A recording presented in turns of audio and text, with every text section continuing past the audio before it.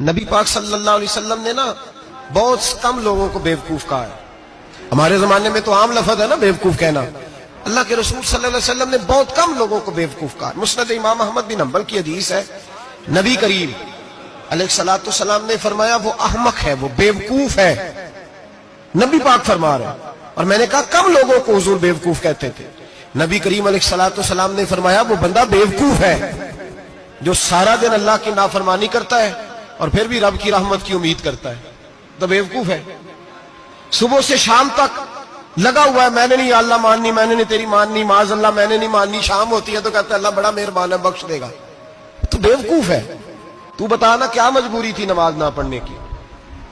کس نے تجھے گن پوائنٹ پہ کہا تھا حرام کھانے کو؟ اور فلاں آدمی کی تو نے غیبت کی تو تیرا اس میں کیا فائدہ تھا؟ یہ جو تو نے صرف 10 بندوں کو ہنسانے کے لیے جھوٹا لطیفہ سنایا, اس میں تیرا کیا نفع تھا؟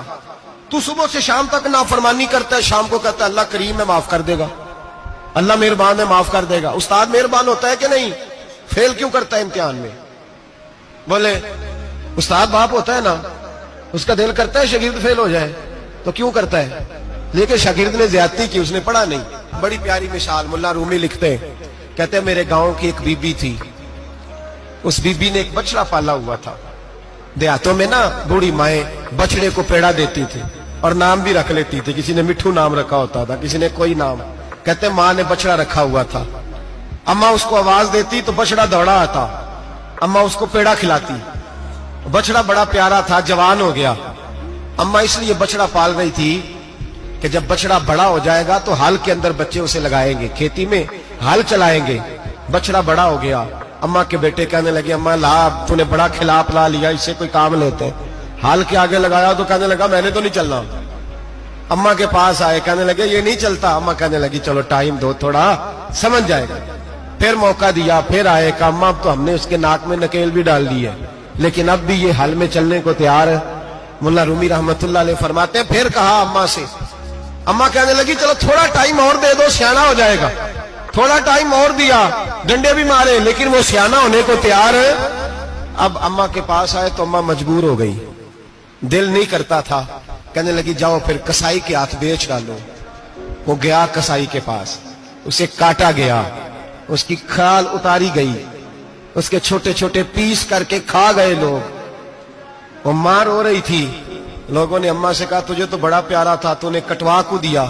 تو اماں کہنے لگی پیارا تو بڑا تھا پر مانتا نہیں تھا. پیارا بڑا تھا, کاش بات مانتا, مقصد پورا کرتا تو کبھی بھی کاٹا.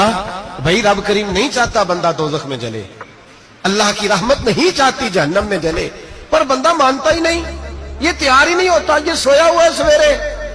اب رب کی رحمت تو نہیں چاہتی کہ بندہ جہنم میں جائے, وہ تو مہربان ہے, لیکن رب کریم کا قانون کا تقاضا یہ ہے کہ جو احکام پورے نہیں کرے گا اسے پھر دوزخ میں ڈالا جائے گا. تو ہمارے بزرگ فرمایا کرتے تھے اصل بات یہ ہے کہ اللہ نہیں مسلمان کو دوزخ میں ڈالنا چاہتا, مسلمان اپنی مرضی سے چھلانگے لگا رہا ہے, یہ خود چھلانگے لگاتا ہے, یہ باز نہیں آتا. آپ یقین کریں, تجربے کی بات عرض کرتا ہوں, ہمارے بہت سارے گناہ ایسے ہیں جن گناہوں کا ہماری دنیا داری کو بھی کوئی فائدہ نہیں. میرے حبیب کریم علیہ السلام نے مسلمان کو کہا ہے کہ تیرا رب تو چاہتا ہے کہ بس تو آ جا, وہ تجھ پہ رحمت نازل کر دے گا. آنا تو شرط ہے کہ نہیں؟ آنا تو شرط ہے کہ نہیں؟ اچھا چلیں یہ بتائیں, جو آدمی 1 سے لے کر 31 تاریخ تک ڈیوٹی کرے اس کو تنخواہ لینے جانا پڑتا ہے کہ تنخواہ گھر آ جاتی ہے؟ بول کے بتائیں. پھر بھی جانا پڑتا ہے, وہ کہ میں نے ڈیوٹی پوری کی ہے, پھر بھی جانا پڑتا ہے. ڈیوٹی پوری کرنے کے باوجود تجھے تنخواہ لینے, اور ہو سکتا ہے کہ یہ بھی کہا جائے ابھی آئی نہیں کل آنا, ہو سکتا ہے یہ بھی کہا جائے پرسوں آنا, یہ بھی ممکن نہیں کہ فوراً او خدا کے بندے تو آتا ہی نہیں خدا کی رحمت لینے, تو اس کے گھر کی طرف رجوع ہی نہیں کرتا, تو توجہ ہی نہیں کرتا, تو کہتا اللہ مہربان ہے. بھائی مہربان تو ہے, تو رحمت لینے آیا ہے, تو نے کو بہانہ بنایا اس کی رحمت کا. اللہ کی رحمت قیمت نہیں مانگتی, بہانہ مانگتی ہے. پر بتا نا تیرا کو بہانہ ہے کہ نہیں؟ میرے نبی کریم سید عالم صلی اللہ تعالی علیہ وسلم نے فرمایا رب قیمت کا سوال اور نہیں مانگتا. یقین کریں نہیں مانگ, بندے قیمت مانگتے ہیں. آپ 100 دفعہ مسکرا کے بات کریں, ایک دفعہ نہ کریں تو کہتے ہیں مولوی صاحب امیر ہو گئے, اب تو صحیح سلام بھی نہیں لیتے. ایک دفعہ ہو سکتا ہے بیچارہ پیٹ میں درد ہو رہی ہو, ہو سکتا ہے گھر کی کو بہت بڑی ٹینشن ہو سکتا ہے کوئی مجبوری ہو. بندے ہمہ وقت قیمت مانگتے ہیں, ہمہ وقت آپ تندرست ہیں, ہر وقت آپ قیمت ادا کرتے ہیں تو لوگ راضی ہیں. لیکن رب کہتا تو کوئی قیمت نہ دے, کوئی بہانہ ہی بنا لے, تیرا رب تجھ سے راضی ہو جائے گا.